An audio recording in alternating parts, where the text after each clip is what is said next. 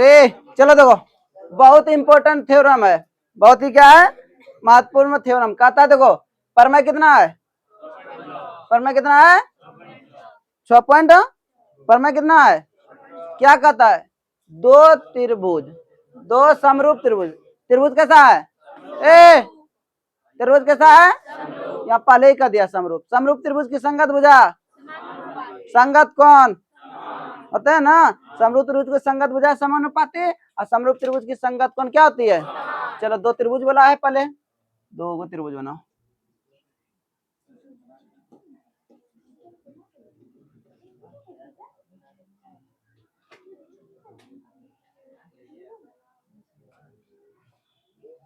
दो समरूप बन गया त्रिभुज, ये ए है और ये बी और ये सी, और ये क्या है डी और ये ई और ये ए। गप करोगे ना बहुत मार मारेंगे, समझो थोड़ा।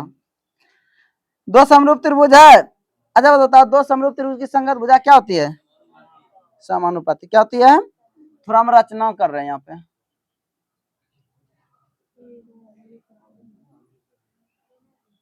क्या कर रहे हैं, रचना कर रहे हैं। ये एम है और ये एन है, ये कितना डिग्री कौन बना रहा है, ये भी कितना डिग्री कौन बना रहा है 90 डिग्री। कोई दिक्कत, हाँ।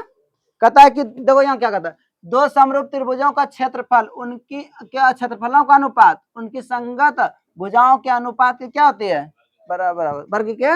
इसलिए इसको क्या करोगे, एम बी बी आई, इसको पूछेगा ये कितना नंबर में आएगा, 5 नंबर। कितना नंबर में आएगा, कितना नंबर में आएगा, 5 नंबर। चलो देखो तो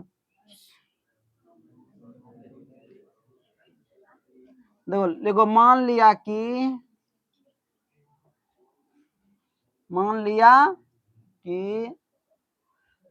ए बी सी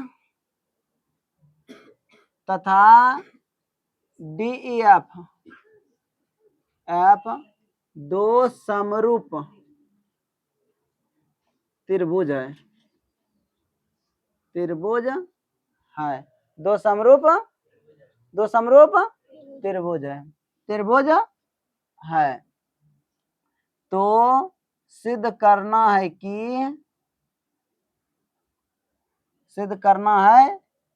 कि एरिया ऑफ त्रिभुज ए बी सी अब बटे एरिया ऑफ त्रिभुज डी ई एफ बराबर ए बी बटे डी ई का स्क्वायर बराबर ए सी बटे डी एफ का स्क्वायर बराबर बी सी बटे ई एफ का स्क्वायर। देखो ये नहीं बोला है, ये नहीं बोला रे। कहता है दो समरूप त्रिभुजों का क्षेत्रफलों का अनुपात उनकी संगत भुजाओं के अनुपात के क्या होते हैं, बराबर होते हैं। क्या होते हैं, बराबर। ये हमको क्या करना है, सिद्ध करना है। तो रचना हम किए हैं, क्या किए हैं, रचना क्या, देखो ए से बी सी पर क्या किया, लंब डाला, कौन ए एम। डी से ई एफ पर भुजा ई पर क्या डाला, लंब डाला, कौन डी एन डाले है ना। लिखो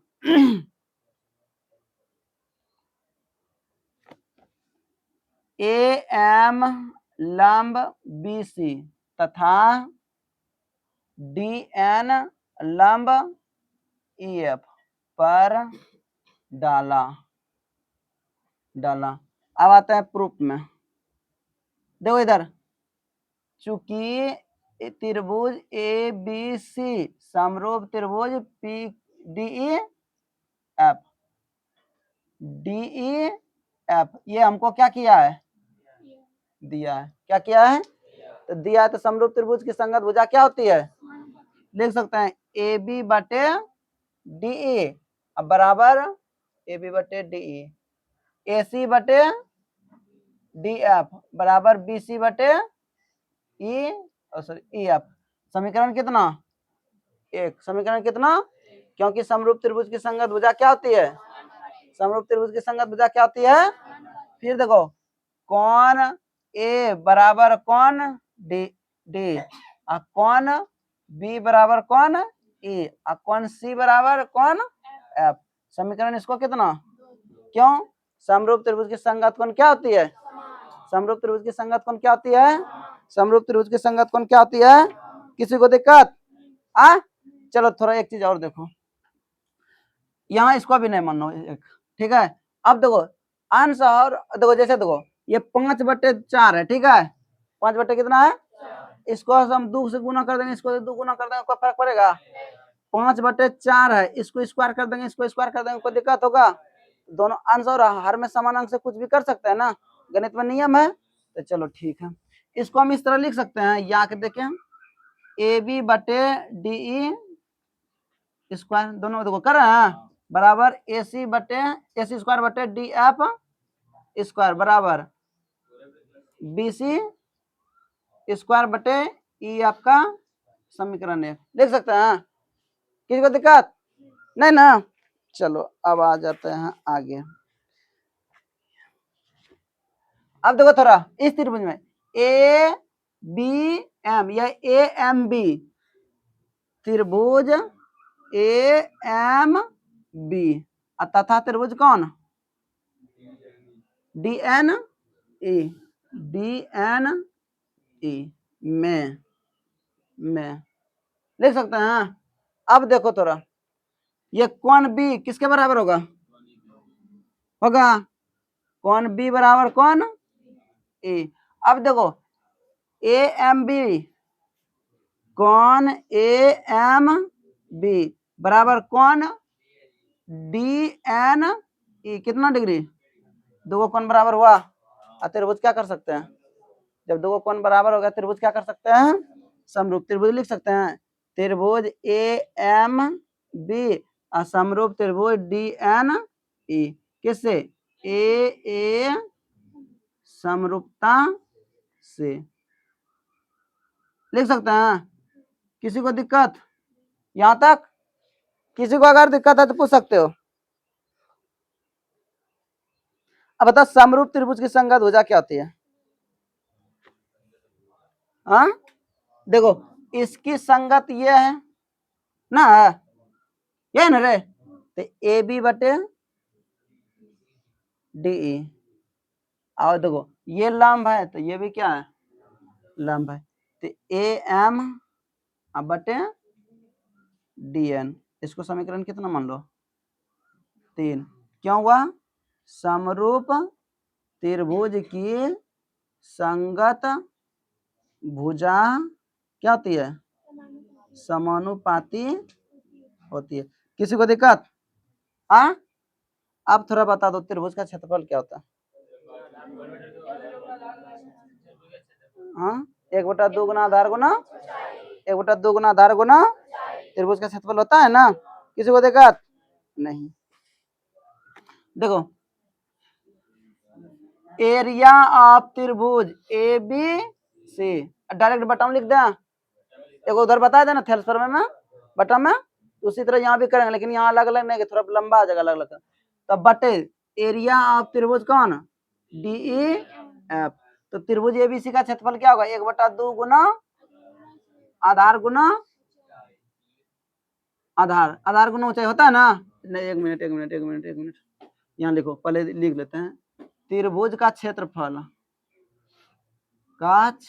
क्या होगा 1/2 गुना आधार गुना होता है, तो एरिया ऑफ त्रिभुज ए बी सी अब बटे एरिया ऑफ त्रिभुज डी ई एफ, तो 1/2 देखो इस त्रिभुज का किसका निकल रहा है एबीसी का ना, किसका निकल रहा है एबीसी का, तो 1/2 आधार कौन हो गया बीसी, गुना ऊंचाई कौन होगा ए एम होगा, अब बटे फिर 1 इसका आधार क्या होगा ई एफ गुना डी एन, यहाँ तक किसी को दिक्कत, 1/2 क्या हुआ क्या बचा एरिया ऑफ त्रिभुज ए बी सी अब बटे एरिया ऑफ त्रिभुज डी एफ। देखो सुनो थोड़ा, देखो बीसी बटे ई एफ, बीसी बटे ई एफ, और फिर देखो ए एम बटे ए एम बटे बराबर कौन है, लिख सकते हैं हाँ, तो बी सी बटे ई एफ गुना देखो ए बी बटे ए एम बटे डी एन हटेगा तो कौन सा हटेगा, ए बी बटे डी। किसी को दिक्कत, कहां से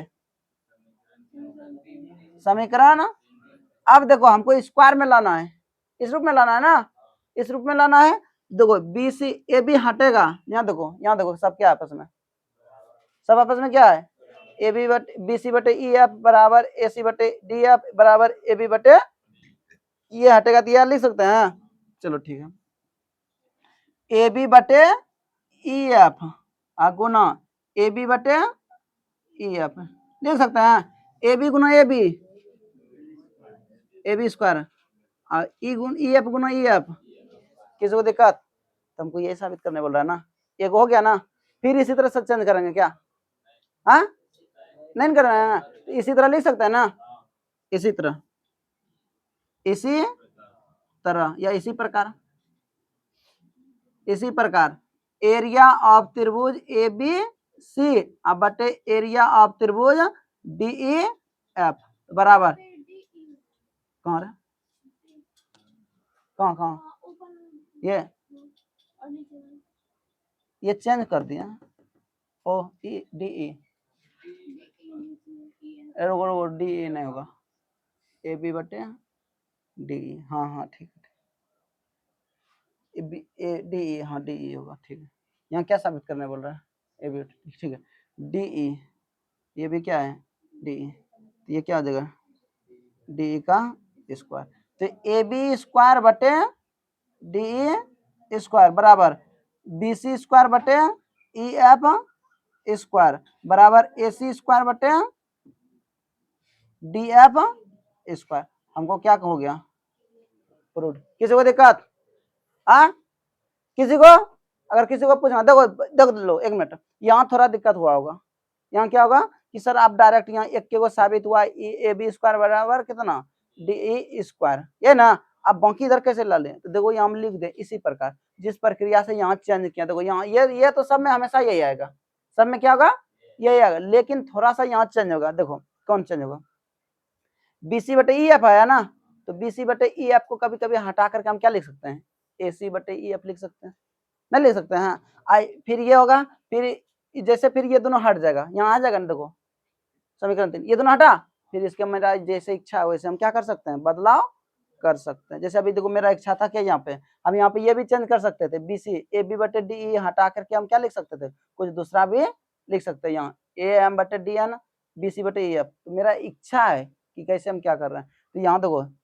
कोई दिक्कत किसी को दिक्कत, ये बहुत इंपॉर्टेंट है, बहुत ही इंपॉर्टेंट है, ये 5 नंबर में आएगा, कितना नंबर में, इसी के आधार पर एक ऑब्जेक्टिव भी आएगा, क्या आएगा ऑब्जेक्टिव 1 से 2 को, किसी को दिक्कत नहीं ना, चलो उतारो, अब मिलेंगे नेक्स्ट वीडियो में, जय हिंद जय भारत।